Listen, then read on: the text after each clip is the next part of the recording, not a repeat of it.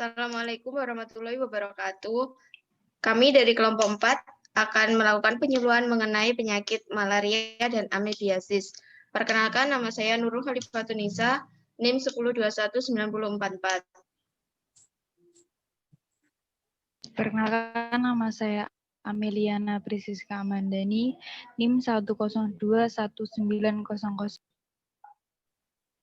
Perkenalkan, nama saya Cici Sukma Melati, NIM 10219012. Perkenalkan, nama saya Dinda Devi, NIM 10219020. Perkenalkan, saya Freddy Rica Mahendra, NIM 10219028. Perkenalkan, nama saya Maria Ulfa Agustina, NIM 10219036. Perkenalkan, nama saya Salsabila Aprilia, NIM 10219052. Perkenalkan, nama saya Veladia Ayu Prastika, NIM 10219061. Berikutnya kita akan membahas cara pencegahan dan penanganan kasus malaria dan amebiasis.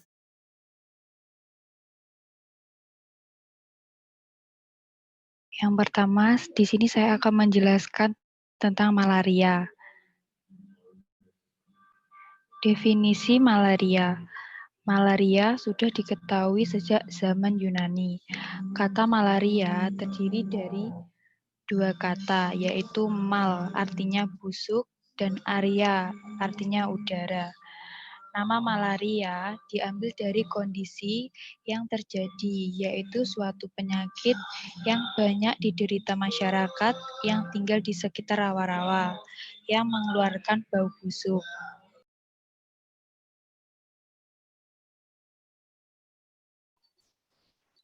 Selanjutnya saya akan menjelaskan penyebab malaria.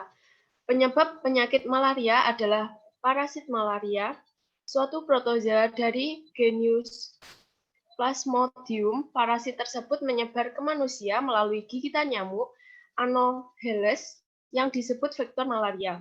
Sampai saat ini dikenal 5 jenis spesies Plasmodium penyebab malaria pada manusia, yaitu yang pertama Plasmodium falciparum, kedua Plasmodium vivax, ketiga Plasmodium malariae, keempat Plasmodium ovale, kelima Plasmodium knowlesi.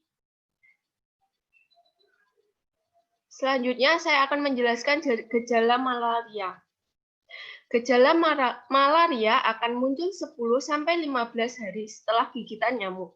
Namun pada beberapa kasus gejala baru timbul setelah beberapa bulan karena parasit penyebab malaria dapat bertahan dalam keadaan tidak aktif dalam tubuh. Gejala yang dirasakan penderita malaria antara lain yang pertama demam, menggigil, sakit kepala, berkeringat banyak, lemas, pegal linu, gejala anemia atau kurang darah, mual atau muntah, nyeri perut, yang terakhir diare dan BAB berdarah. Baik, selanjutnya saya akan menjelaskan tentang pengobatan malaria. Pengobatan malaria dilakukan dengan pemberian obat anti malaria untuk membunuh parasit. Jenis dan jangka waktu pemberian obat tergantung kepada jenis parasit yang menyerang, tingkat keparahan gejala, serta kondisi pasien. Untuk menangani malaria yang disebabkan oleh Plasmodium falciparum, Organisasi Kesehatan Dunia atau WHO membuat suatu regimen kombinasi obat yang disebut dengan Artemisinin-Based Combination Therapies atau ACT. Kombinasi obat tersebut ialah yang pertama yaitu kombinasi obat artimeter dan lumefantrine. Yang kedua yaitu kombinasi artesunate dan amodiaquine. Yang ketiga yaitu kombinasi dihidroartemisinin dan piperacillin. Yang terakhir yaitu kombinasi artesunate, sulfadoxin, dan piprimetamin.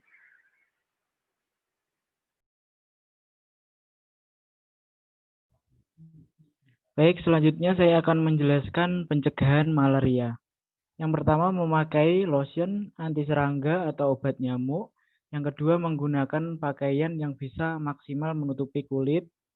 Yang ketiga, membersihkan bak mandi agar terhindar dari jentik nyamuk. Yang keempat, menjaga kebersihan lingkungan. Yang kelima, menyingkirkan genangan air yang berpotensi menjadi sarang nyamuk. Yang keenam, memakai kelambu di kamar tidur. Yang ketujuh, memasang jaring penutup pintu dan jendela.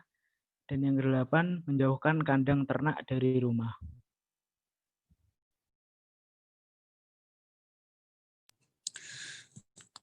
Di sini saya akan menjelaskan tentang amebiasis.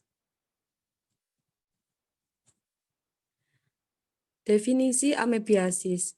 Amebiasis dikenal juga sebagai amoebiasis, atau disentri ameba. Merupakan penyakit yang disebabkan oleh infeksi parasit protozoa Entamoeba histolytica. Infeksi ini terjadi di seluruh dunia, terutama di negara-negara tropis yang memiliki sanitasi yang kurang baik. Penyakit ini terjadi mulai jalur fekal oral, baik transmisi langsung dari orang ke orang maupun melalui konsumsi makanan atau minuman yang berkontaminasi oleh feses. Selanjutnya, saya akan menjelaskan mengenai penyebab amebiasis. Amebiasis terjadi ketika parasit E. histolytica masuk ke dalam tubuh dan menetap di dalam usus. Berikut adalah cara penularan E. histolytica. Yang pertama, mengkonsumsi makanan dan minuman yang terkontaminasi histolytica bersentuhan dengan tanah, air, pupuk, atau tinja yang terkontaminasi histolytica. Yang ketiga, bersentuhan dengan benda yang terkontaminasi histolytica, termasuk dudukan toilet.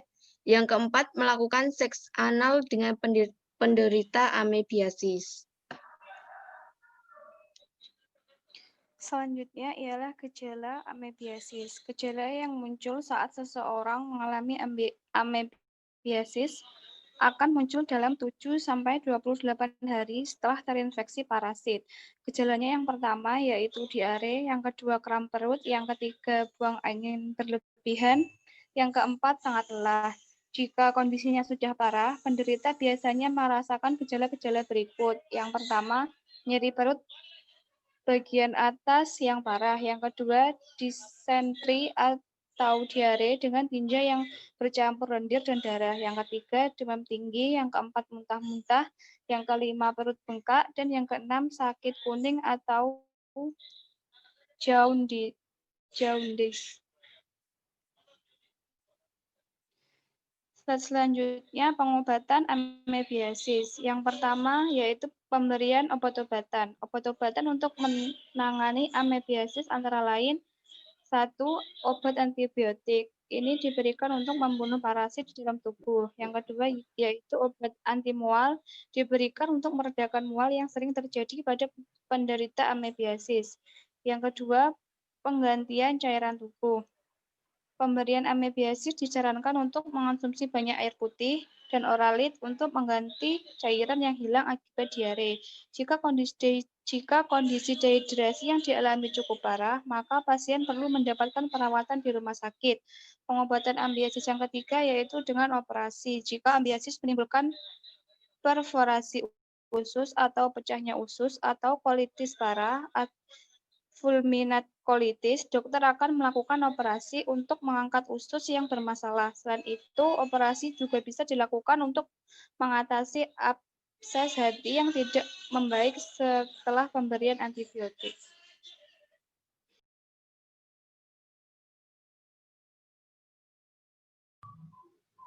Pencegahan amebiasia. Amebiasis bisa dicegah dengan menerapkan pola hidup bersih. Beberapa langkah yang dapat dilakukan adalah menerapkan kebiasaan cuci tangan dengan sabun dan air, terutama setelah buang air kecil atau buang air besar. Sebelum dan sesudah makan atau mengolah makanan, sesudah menggendong bayi, mencuci sayur atau buah sampai bersih dan kupas sebelum dikonsumsi, mencuci peralatan masak sampai bersih sebelum digunakan, merebus air hingga mendidih sebelum diminum, mengkonsumsi susu dan produk susu yang sudah melalui proses, tidak berbagi penggunaan alat mandi seperti handuk, sabun, atau sikat gigi dengan orang lain.